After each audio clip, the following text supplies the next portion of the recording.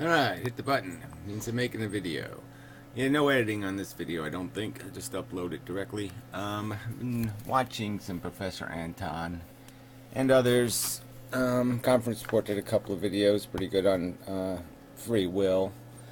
Sort of pretty good, but I mean, again, it's this mushy, like somehow you can be a little deterministic, like the joke about being a little pregnant.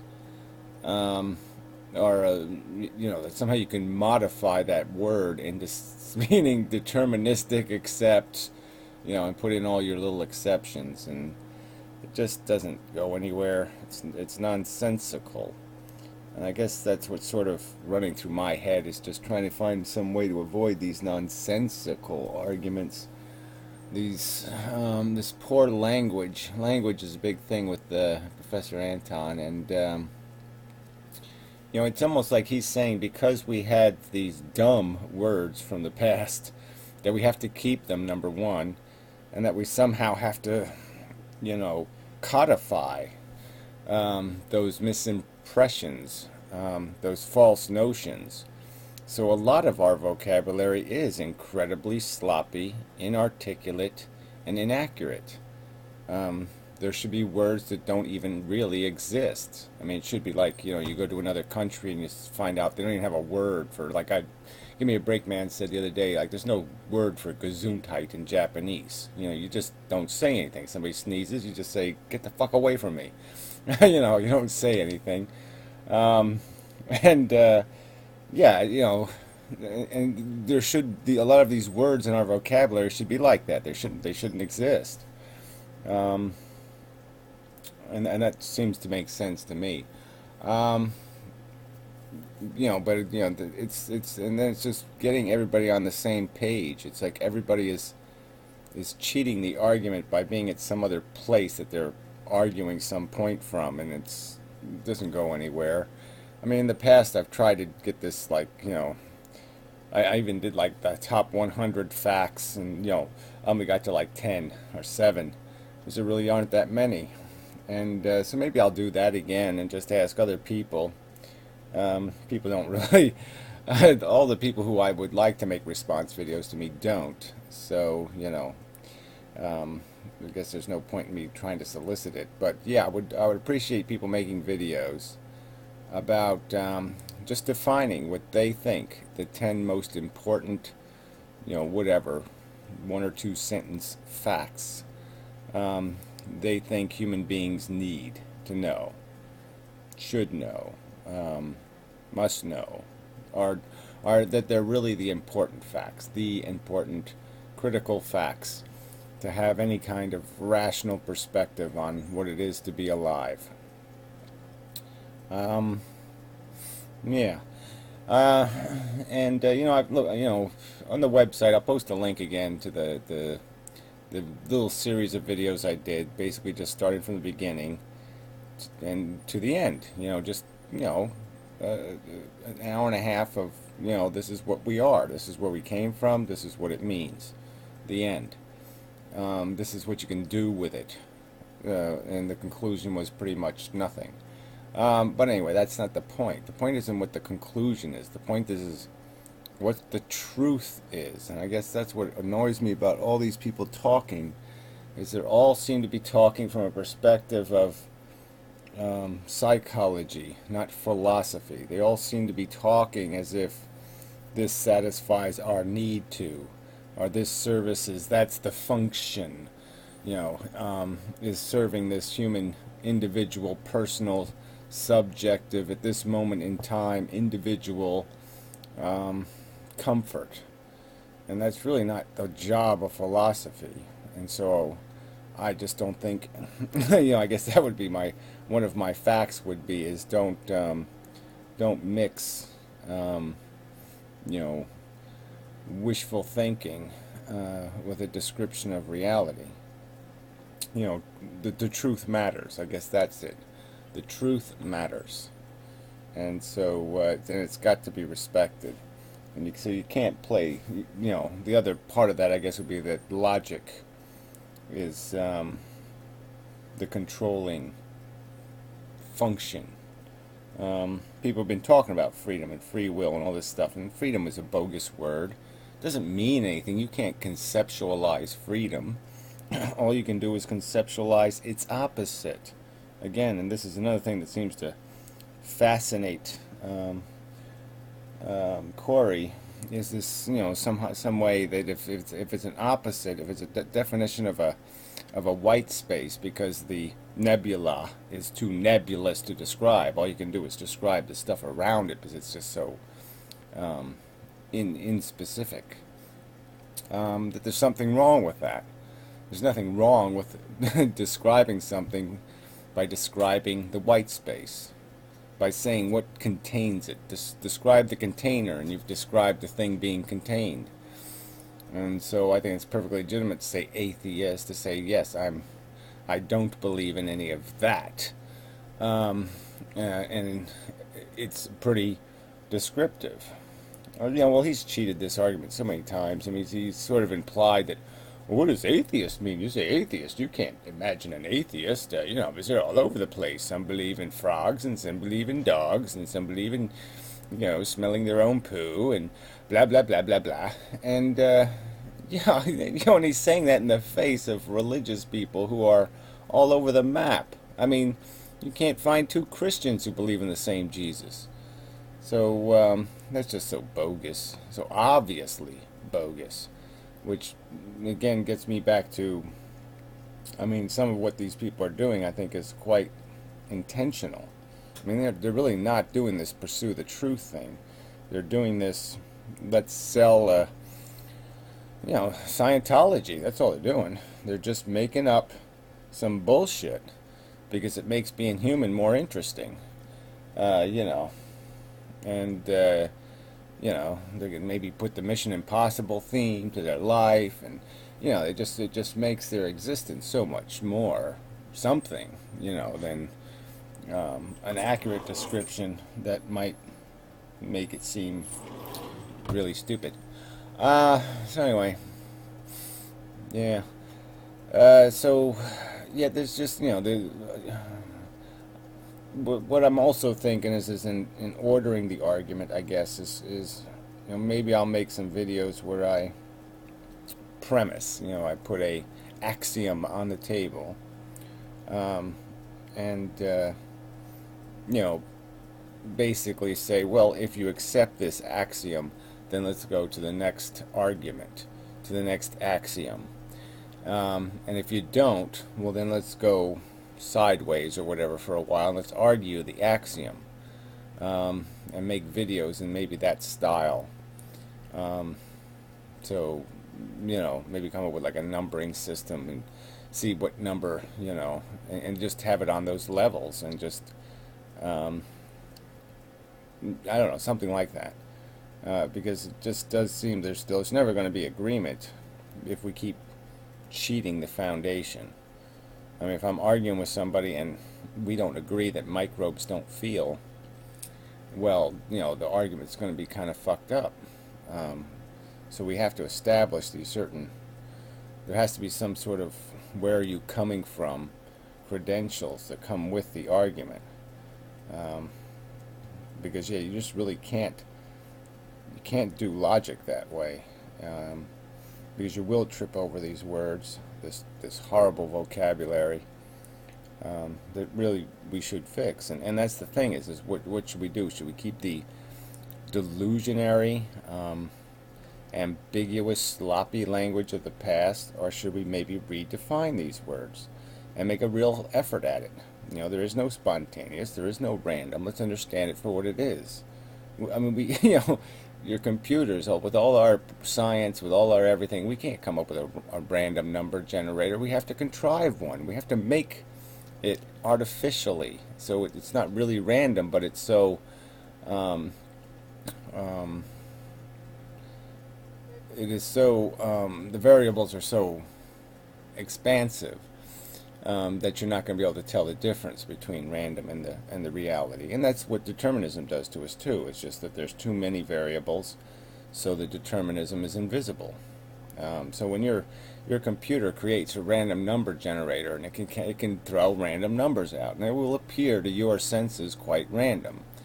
but they're completely not random. They're completely, there's a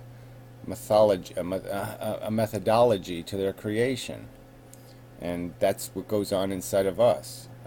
There's nothing free, there's nothing random, there's nothing spontaneous. It's programming. Sorry. And this is part of this truth context, though. Instead of thinking in terms of, even when we say I think, maybe we should say I process. Maybe we should attempt to use language that's more descriptive. I shouldn't say I should say my brain, or me brain says, or thinks, or reacts. Even the way people are talking, I mean, I've said this, we've been over this before, and this is why I guess it's irritating, is that if you're not going to accept these certain axioms, there's no point in going anywhere. But we can see how our own consciousness works. You don't will anything, you don't do anything.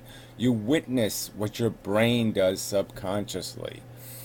You're just calling it you, but they're just subroutines, they're just programs, and yes, they're your programs. So you're going to call them you, but there's no, you consciously do nothing. You consciously witness, and then it's fed back into your own senses again. It's a feedback loop. I've gone through this. I mean, there's no point in saying it 5,000 times. I mean, we should just make one video on the subject and then argue that issue, and either get agreement or agree that we're going to have a hard time communicating because we can't accept structural definitions of the reality we're describing. There has to be consensus, agreement on points. There really can't be a discussion. It really can't. It's going to keep crashing into these cheats of language and narrow perspective, narrow context. So yeah, I was going to say something else about the brain, but yeah, I mean, you can just see the feedback. Like I said, your brain throws action into the pool of your sense organs. The reality, the rest of the world is mixed into it. It goes back into you. You reprocess some more crap into it, reprocess it. I mean, it's just this endless loop, and it's like the feedback loop on a microphone or something, and it's yeah, and so it does this thing, and over time what this whole universe is doing through this one big giant program, yeah, it was destined at its origin, whatever that might have been, no matter whatever, how far back you can take that, but we can see it's not, the origin wasn't inspired, the origin wasn't saying, let's do this on purpose. This is just part of the functionality. This is what happens. This is what elements can combine to form compounds, and compounds can complexify in an almost infinite progression given enough time. And sometimes they do things that are really quite bizarre. And that's what we are. But that's it. We're just bizarre. Not special or magical, or, well, we are special, but we're not magical. And we're not intentional. And I guess I would argue that we're barely, if at all, functional. Because we pay too much for our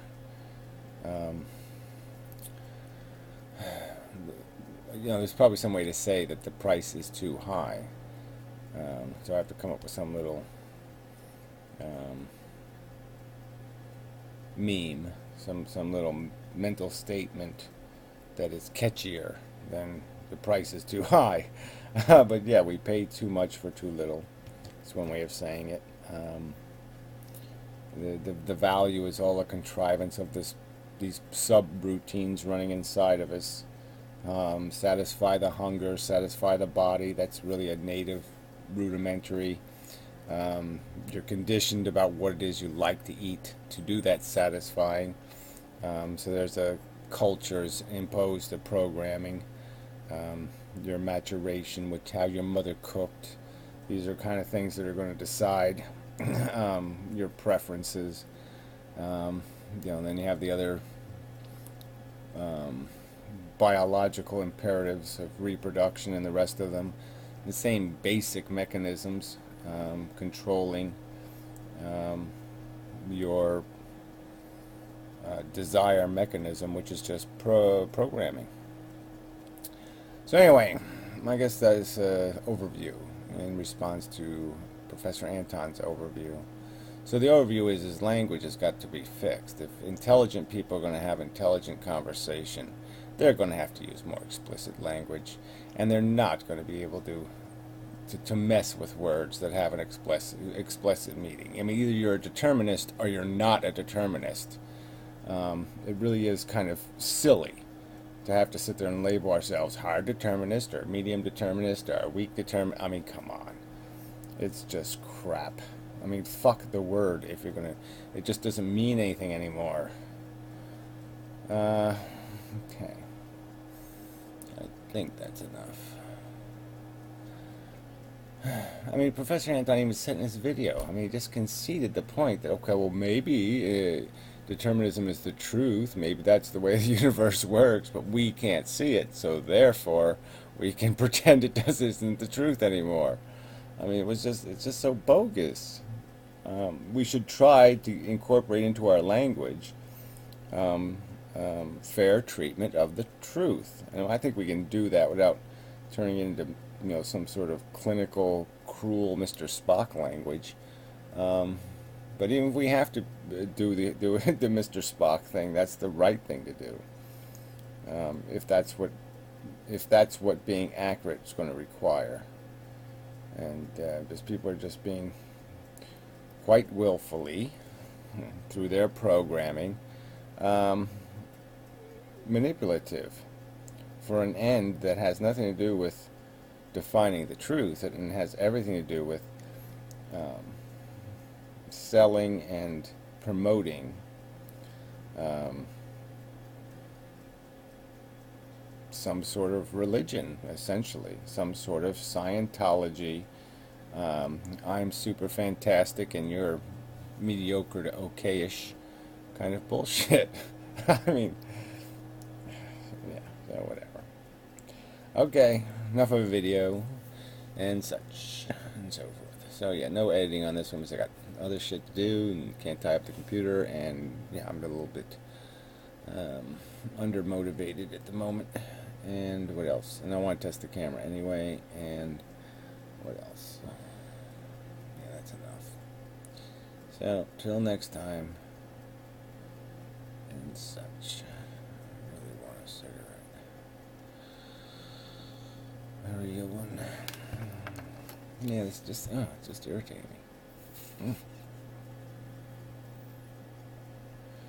There's something in real cigarettes I'm still missing. Yeah.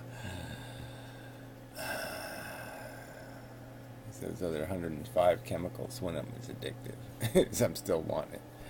But anyway. Yeah, I'm just wasting time now. Sorry. Tired and distracted. And irritated. And